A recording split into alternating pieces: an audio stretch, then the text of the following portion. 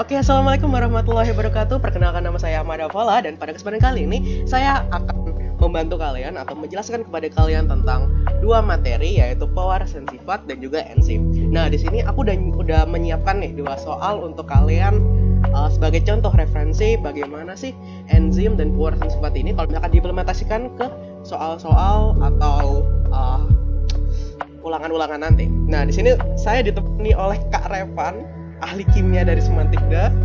Ada juga Kak Habibi nih yang bakal mendengarkan kita untuk malam hari ini.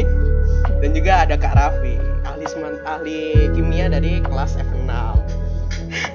Oke, seperti yang kalian lihat kalau misalkan ini adalah contoh soal yang sudah saya siapkan.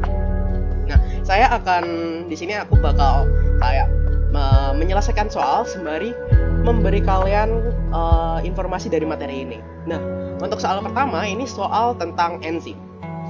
Bisa kalian lihat kalau misalkan soal ini berhubungan dengan kondisi atau kerja optimal enzim dan juga suhu-suhu. Oke, kita baca dulu soalnya. Untuk soal nomor 1 itu memiliki perintah. Seorang peneliti melakukan eksperimen dengan mengamati aktivitas enzim pada dua kondisi berbeda. Kondisi pertama adalah pada suhu 25 derajat Celcius, dan kondisi kedua, enzim diletakkan pada suhu 45 derajat Celcius. Nah, enzim-enzim ini diamati sebelumnya itu memiliki suhu optimal kerja di angka 37 derajat Celcius. Nah, untuk informasi yang kita dapatkan adalah kondisi pertama, enzim aktivitasnya itu berada di 0,2 per unit. Sedangkan kondisi kedua pada saat suhunya 45 derajat Celcius, aktivitas enzim itu berada di 0,1. Nah, untuk pertanyaannya, berdasarkan hasil pengamatan tersebut, jelaskan mengapa aktivitas enzim menurun pada suhu 45 derajat Celcius dibandingkan dengan suhu 25 derajat Celcius. Nah, untuk kuncinya sendiri itu bisa kalian lihat di kata-kata suhu optimal. Permisi, maaf. Untuk kuncinya itu ada di suhu optimal.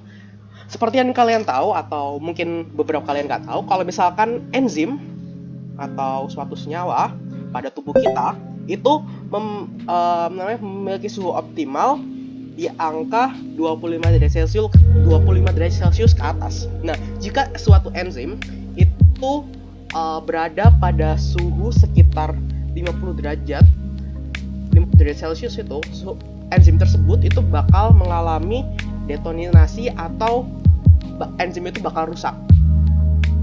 Nah, kalau misalkan suhu ini bakal rusak. Susah banget.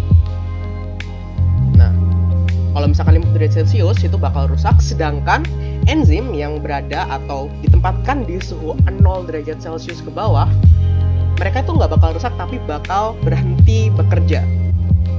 Ini freezing. Nah, sorry, ini ternyata pentapku nggak kerja di sini, jadi aku harus pakai mouse.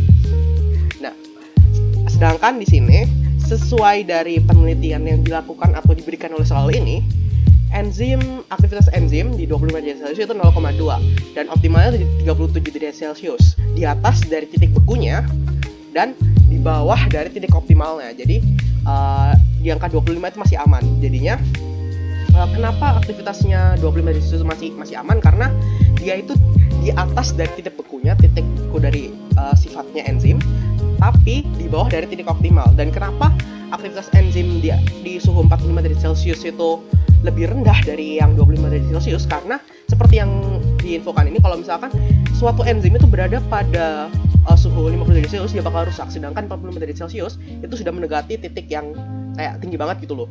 Dan kalau misalkan kita perhitungan ya, kalkulatornya, kita buka kalkulator.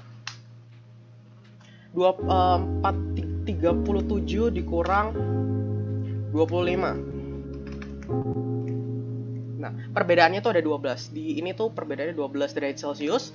Sedangkan yang kondisi kedua 37 dikurang 45. 8. Naiknya 8. Dan karena suatu enzim turun itu bisa dibilang lebih optimal ketimbang suhu yang naik. Jadi kenapa aktivitas enzim menurun pada suhu 40 derajat Celcius? Karena pertama, titik rusaknya itu lebih dekat di kondisi kedua ketimbang titik rusak di kondisi pertama. Nah, pokoknya kalau misalkan cara cepatnya adalah titik rusaknya itu lebih dekat kemana. Nah, itu aja sama informasi yang kita dapat itu seperti apa. Oke, kita lanjut soal kedua yang bakal memiliki pembahasan lebih kompleks lagi. Kak Rahwi, tolong kursornya dong agak pindahin dikit.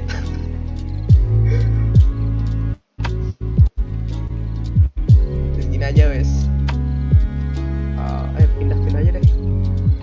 Pindah dong. Nah, maaf Pi. Oke, untuk soal kedua, dalam sebuah populasi burung terdapat variasi warna burung, yaitu merah dan biru. Warna bulu tersebut dikontrol oleh alel pada gen tunggal. Nah, ini udah masuk ke materi pewarasan sifat ya. Dengan alel merah kita menggunakan huruf M besar, dominasi M besar itu alelnya dominasi terhadap alel biru M kecil. Seorang burung dengan bulu merah M besar dikawinkan dengan burung biru M kecil, maka hasil persilangan tersebut menghasilkan bulu merah MM, bulu biru M kecil. Nah, mungkin kita bisa pindah ke whiteboard penjelasan untuk lebih itunya. Untuk yang pewarasan sifat dengan dua jenis seperti ini, itu bisa dibilang lebih gampang ketimbang pewarasan sifat yang punya 4 jenis. Misalkan dia itu merah dan juga tinggi. Itu cara pengerjaannya itu lebih susah ketimbang yang cuma punya satu sifat gitu. Apalagi di sini dijelaskan kalau misalkan sifat dari bulu merah, kita masuk lagi. Nah, sifat dari bulu merah itu mendominasi. Kenapa ada kata dominasi di sini? Suatu sifat yang dominan itu bakal punya peluang lebih besar untuk keluar gitu. Kalau misalkan nanti ini mungkin langsung saya jelaskan aja ya kalau gitu, ketimbang kalian mengira-ngira mengada-ngada nanti.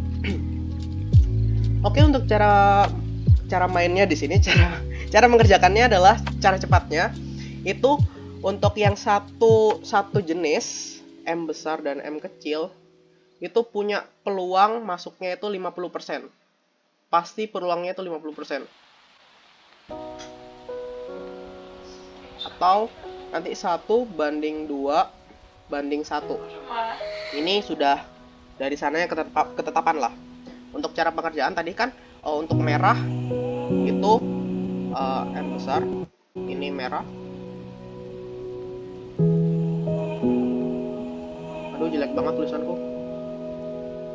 Bentar deh, aku pakein aja. Wait, kita pinggirkan dulu pentabnya.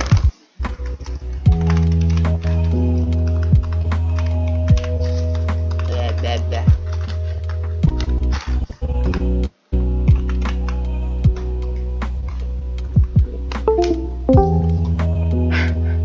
Sorry Pi, aku kick tadi Pi, maaf Pi.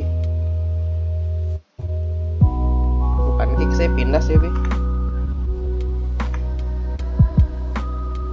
Untuk merah dengan alfabetnya itu M besar, itu bakal jadi MM. Sebentar, ini aja lah.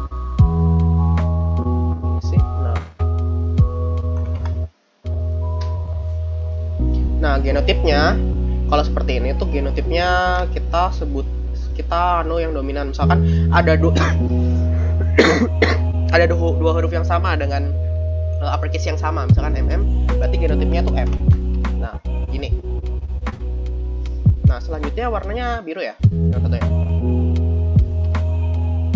Nah, perlu diingat nih kalau misalkan M besar itu pasti gen dominan. Sedangkan yang biru itu punya pelafalan alfabet M kecil.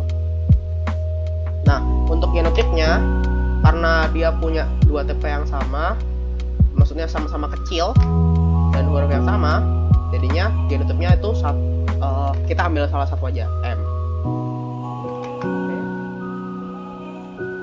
G. Nah, fenotipnya itu gabungan dari mereka berdua. Berarti fenotipnya adalah M besar, M kecil. Nah, karena ini gen dominan, maka ini disebutnya bukan biru merah, tapi M, karena ini masuk dominan jadinya merah aja. Kalau misalkan nggak ada gen dominan, itu nanti bakal ada yang namanya warna ungu. Nah gitu. Kalau misalkan gen dominan, dia bakal M besar M kecil itu bakal masuk ke gen dominannya, yaitu M besarnya, jadi merah. Gitu aja sih. Nah, untuk selanjutnya itu ada persilangan. M besar, M kecil. Salah, kenapa aku itu ada M besar, M kecil. Nah, cara nyilangnya tuh gampang, tinggal diselangat gini aja. Udah, habis itu untuk fenotip keduanya dituliskan satu ininya di itu dulu juga. Sorry. M besar, M besar, M kecil, M kecil, M besar, M kecil, M besar, M besar, M kecil, M kecil. Masuk setelah itu baru M besar, kita ganti warna, M besar ke M kecil, M kecil ke M besar. Tapi nanti tulisnya M besar dulu ya. Jadi untuk fenotip keduanya, hasil darinya tuh M besar, koma, M besar M kecil, M besar M kecil, baru M kecil M kecil. Nah, rasionya sama kan kayak yang tadi, 1:2:1. Nah, karena ini masuk genotipnya itu genotip dominan, jadinya M besar M kecilnya yang seharusnya ungu itu jadi warna merah, tetap warna merah. Kita mengikuti gen dominannya, jadi gitu. Gampang kan? Yoi, 12 menit sendiri nih, 2 soal.